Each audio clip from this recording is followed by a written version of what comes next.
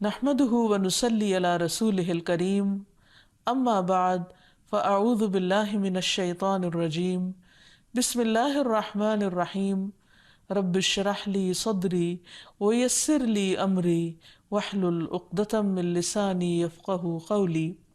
السلام علیکم ورحمۃ اللہ وبرکاتہ۔ ناظرین، پروگرام دعا کیجیے کے ساتھ آپ کی خدمت میں حاضر ہیں۔ آج ہم انشاءاللہ استخارے اور خیر پانے کی دعاؤں کے بارے میں گفتگو کریں گے۔ ساری خیر کا مالک اللہ ہے۔ جو بھی نعمتیں ہمارے پاس ہیں وہ سب اللہ سبحانہ وتعالی ہی کی طرف سے ہیں۔ اسی کے لیے ہے حمد و ثنا، اسی کی ہے تعریف اور اسی کے لیے ہے شکر۔ اور ہم مزید اپنی زندگی میں جو بھی خیر چاہتے ہیں اس کے لیے بھی ہمیں اسی کی طرف رجوع کرنا ہے، اور رجوع کرنے سے پہلے اللہ تعالیٰ کی حمد و ثنا اور درود شریف پڑھنا نہیں بھولیے۔ استخارہ کیا ہے؟ استخارہ عربی زبان کا لفظ ہے جس کا معنی ہوتا ہے خیر طلب کرنا، بھلائی حاصل کرنا۔ تو استخارے میں دراصل ہم انسان اللہ سبحانہ وتعالیٰ سے خیر و بھلائی کا سوال کرتے ہیں۔ اس کی تفصیلات آگے آئیں گی، لیکن جہاں تک خیر حاصل کرنے کا تعلق ہے تو ہم میں سے ہر شخص اپنے رب کا محتاج ہے۔ اپنی ہر ضرورت میں اسے اپنے رب ہی کی طرف رجوع کرنا چاہیے۔ موسیٰ علیہ السلام جب مدین گئے اور ایک درخت کے سائے کے نیچے جا کر بیٹھے جہاں وہ کسی کو نہیں جانتے تھے، اس وقت وہ بھوکے پیاسے بھی تھے اور ایک پناہ کی تلاش میں بھی تھے۔ وہ دشمن کے خوف سے بھاگے تھے، لہٰذا انہیں امن بھی چاہیے تھا۔ تو ایسے میں انہوں نے اپنے رب کو پکارا اور دعا کی، رب انی لما انزلت الی من خیر فقیر۔ اے میرے رب، جو بھی خیر تو نازل کر دے، جو بھی بھلائی تو اس وقت مجھے عطا کر دے، میں اس کا محتاج ہوں، مجھے اس کی ضرورت ہے۔ اور پھر اللہ سبحانہ وتعالیٰ نے ان کی تمام ضروریات پوری کر دی۔ پھر اسی طرح اللہ تعالیٰ تمام انسانوں کو مخاطب کر کے فرماتے ہیں قرآن مجید میں، يا أيها الناس أنتم الفقراء إلى الله والله هو الغني الحميد۔ اے لوگو، تم سب اللہ کے محتاج ہو اور اللہ بے نیاز تعریف والا ہے۔ لہٰذا ہم سب انسان اللہ سبحانہ وتعالیٰ کی طرف سے ملنے والی خیر کے محتاج ہیں۔ اور پھر اللہ سبحانہ وتعالیٰ کا مومن کے بارے میں جو بھی فیصلہ ہوتا ہے وہ اس پر راضی ہوتا ہے اور وہ اس کے حق میں خیر ہی خیر ہوتا ہے۔ انس رضی اللہ عنہ سے مروی ہے کہ میں نے نبی صلی اللہ علیہ وسلم کو یہ فرماتے ہوئے سنا کہ مجھے تو مومن پر تعجب ہوتا ہے کہ اللہ اس کے لیے جو فیصلہ بھی فرماتا ہے وہ اس کے حق میں بہتر ہی ہوتا ہے۔ ایک اور حدیث میں آتا ہے، نبی صلی اللہ علیہ وسلم نے فرمایا، مجھے تو مومن کے معاملے پر تعجب ہوتا ہے کہ اس کے معاملے میں سراسر خیر ہی خیر ہے، یعنی مومن کی ہر حالت خیر والی ہے، اور یہ سعادت مومن کے علاوہ کسی کو حاصل نہیں کہ اگر اسے کوئی بھلائی حاصل ہوتی ہے تو وہ شکر کرتا ہے جو کہ اس کے لیے خیر ہے، اور اگر اسے کوئی تکلیف پہنچتی ہے تو وہ صبر کرتا ہے اور یہ بھی اس کے لیے خیر ہے۔ یعنی اچھا حال ہو یا تکلیف دہ حال ہو، دونوں حالتوں میں مومن کا رویہ مثبت ہوتا ہے۔ نعمت ملنے پر وہ اکڑتا نہیں اور تکلیف آنے پر وہ بلبلاتا نہیں، بلکہ اللہ سبحانہ وتعالیٰ کی رضا پر راضی رہتا ہے اور صبر سے اپنے وقت کو گزارتا ہے۔ بہرحال آج چونکہ ہمارا موضوع استخارہ ہے تو ہمیں سب سے پہلے اس کی حقیقت سمجھنی چاہیے کہ استخارہ کیا ہوتا ہے، کب کیا جاتا ہے، کیوں کیا جاتا ہے، اور اس میں مومن کے لیے کیا فائدے ہیں۔ استخارہ عربی زبان کا لفظ ہے جس کا مطلب ہوتا ہے خیر چاہنا، بھلائی مانگنا۔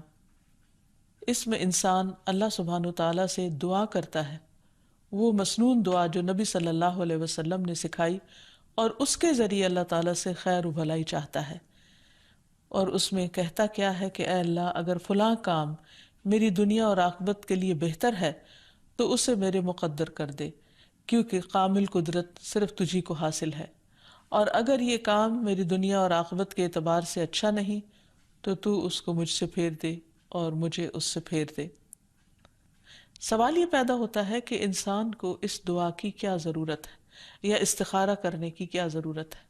تو سب سے پہلی بات تو یہ کہ انسان کمزور پیدا کیا گیا ہے۔ قرآن مجید میں آتا ہے خلق الانسان ضعیفا، کہ انسان کمزور پیدا کیا گیا ہے، اور پھر یہ کہ انسان محتاج ہے، وہ اپنی زندگی کے ہر فیصلے میں اللہ سبحانہ و تعالیٰ سے رہنمائی کا محتاج ہے۔ انسان صرف کھانے پینے کا محتاج نہیں، اپنے فیصلوں میں بہترین رہنمائی کا بھی محتاج ہے۔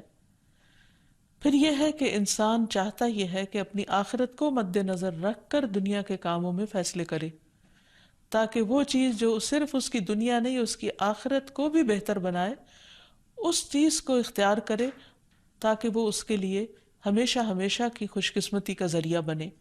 اور انسان اپنے مستقبل کے بارے میں نہیں جانتا، کسی بھی کام کے انجام کے بارے میں نہیں جانتا کہ وہ کیا ہوگا، اس لیے وہ اللہ تعالیٰ سے استخارہ کی دعا کرتا ہے۔